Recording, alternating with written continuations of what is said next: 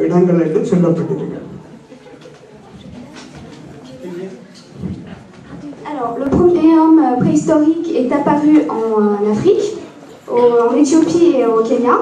Ensuite, il a commencé à migrer vers l'Asie, plus précisément sur l'actuel Israël.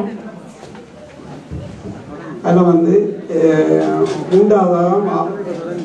மூன்றாவது இடம்பெயர் வந்து ஐரோப்பா நோக்கியும், அதில் நாலாவது இடம்பெயர் வந்து இந்தியா என்ற பாகிஸ்தான் பகுதியை மையப்படுத்தியும் இருக்கு. அந்த பாகிஸ்தான் பகுதியில் தான் முதல் Tamil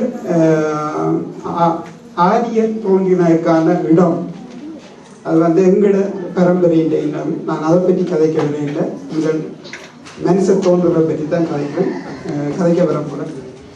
La troisième vague de migration s'est faite vers l'Europe et la quatrième vers l'Asie, donc plus précisément sur l'actuel Pakistan. Et c'est là qu'est apparu les premiers Tamouls. Que sont apparus, pardon, les premiers Tamouls. இந்த மனிதன் வந்து முதல் தோன்றின மனிதன் வந்து நாடோடி மனிதனாக வாழ்ந்திருக்கிறாங்க. அதாவது வந்து நாடோடி மனிதனாக ஏன் வாழ்ந்தாருன்னு சொன்னால், இந்த விலங்குகள்